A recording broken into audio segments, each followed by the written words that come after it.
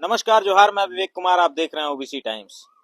आज बलिया जनपद के बरौली ग्राम सभा में हम हैं।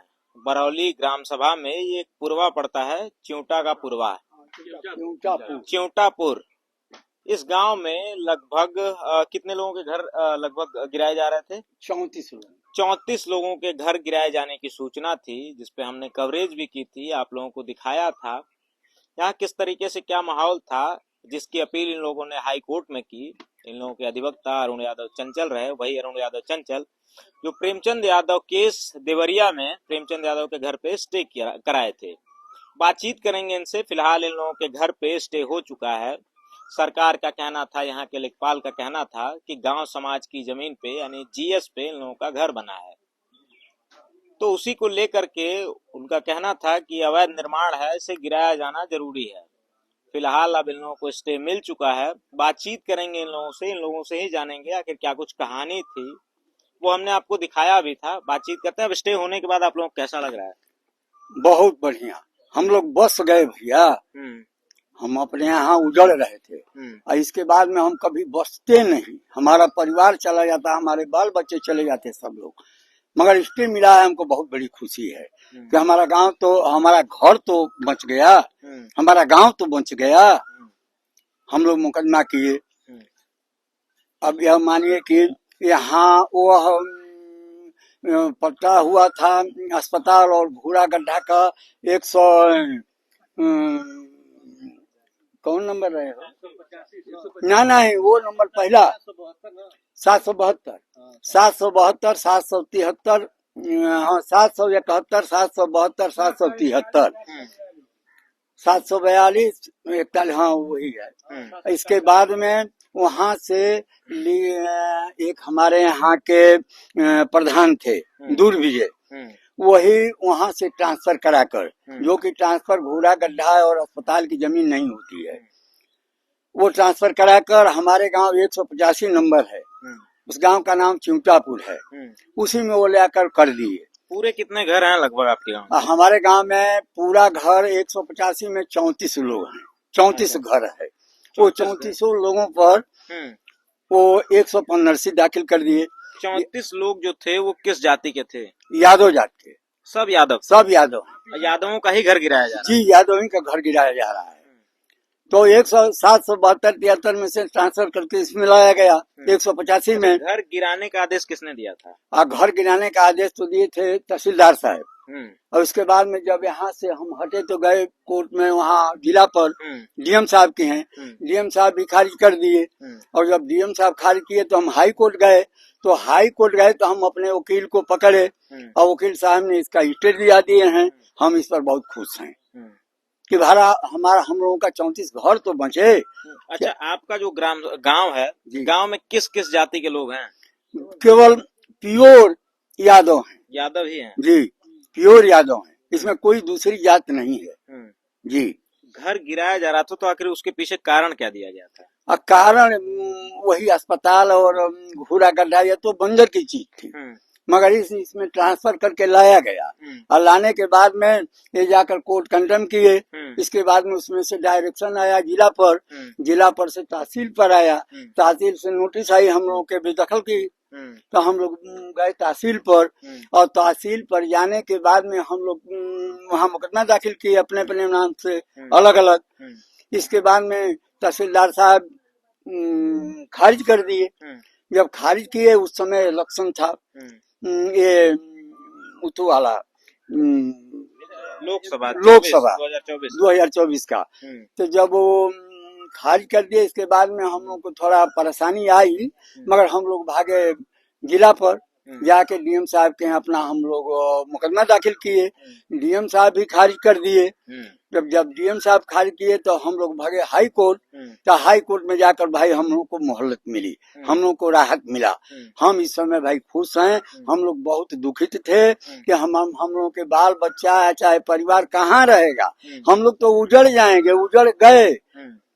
इसके बाद में मान लीजिए कि हम मकान भी बेचे, गई हमारी जमीन भी गई, फिर 7 लाख रुपया 8 लाख रुपया जुर्माना था। तो हम जमीन बेचेंगे तभी तो उस जुर्माना को देंगे, हमारे पास पैसा उतना पर्याप्त तो है नहीं। हम उजड़ जाएंगे और यही उजड़ा फिर हम कभी बस नहीं पाएंगे।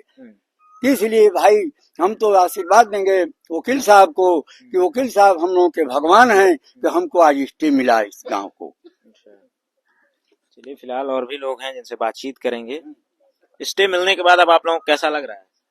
अच्छा लग रहा है, स्टे मिलने के बाद अच्छा लग रहा है। ये तो लेखपाल की बहुत भारी कमी है। पिछला 34-35 वर्ष पहले के प्रधान थे, उन्होंने ऐसा दूसरे जगह से ले आके अस्पताल और इस गांव में लगा दिए, बैठा दिए।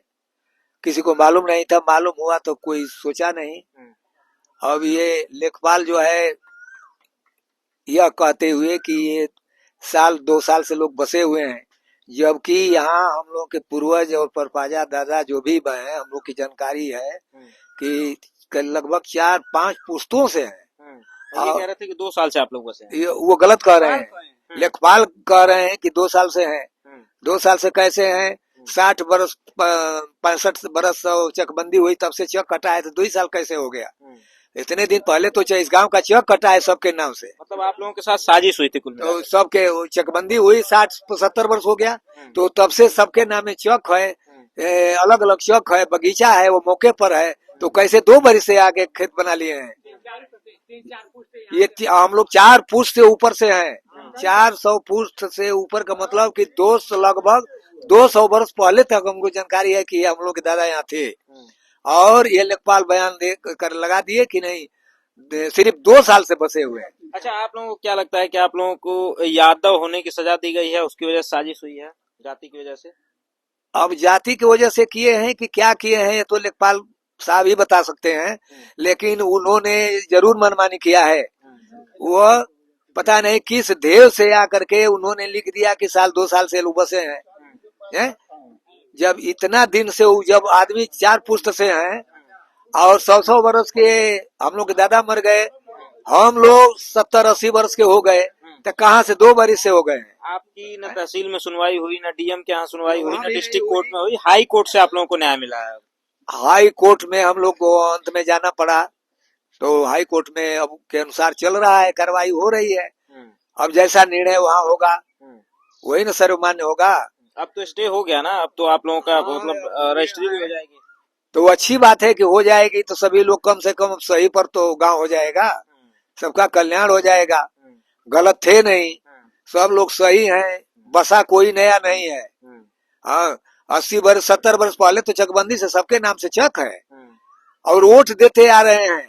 बिजली जो है इस गांव में 50 वर्ष लगभग हो गया, इस गांव में बिजली आई और तब से 50 वर्ष से आई हुई है, तब से उसका ये है बिल जमा हो रही है। अच्छा, अब 2 वर्ष से कैसे आदमी रह गया कि कैसे वो लिख दिए कि 2 साल से लोग हैं, ये समझ में नहीं आगे हैं। कैसे देखते हैं चाचा, कैसा लग रहा है स्टे होने के बाद आप लोगों को? अच्छा लग रहा है,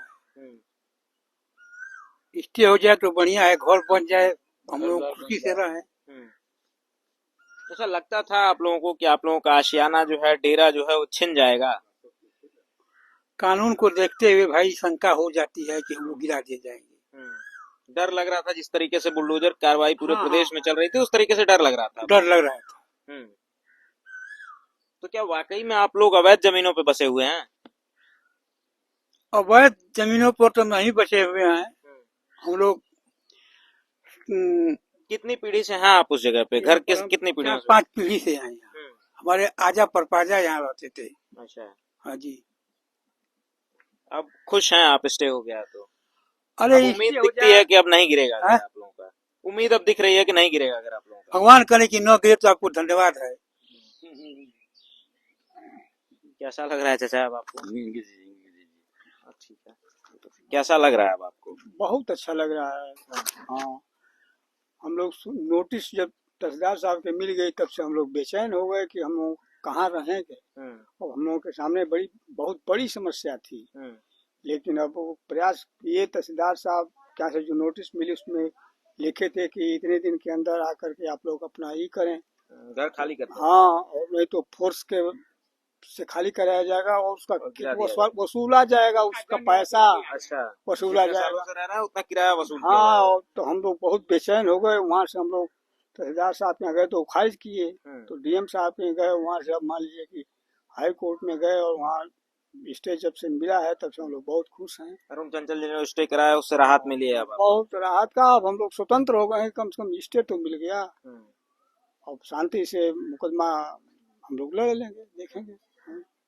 अच्छा ये बताइए, मैंने जैसे बातचीत की तो पता चला कि तहसीलदार के यहाँ गए, डीएम के यहाँ गए, जिला न्यायालय में गए, तो वहां पे न्याय आप लोगों को नहीं मिला। तो क्या एक जो उम्मीद होती है या शासन सत्ता से जो एक भरोसा होता है, वो उठ सा गया था लगभग?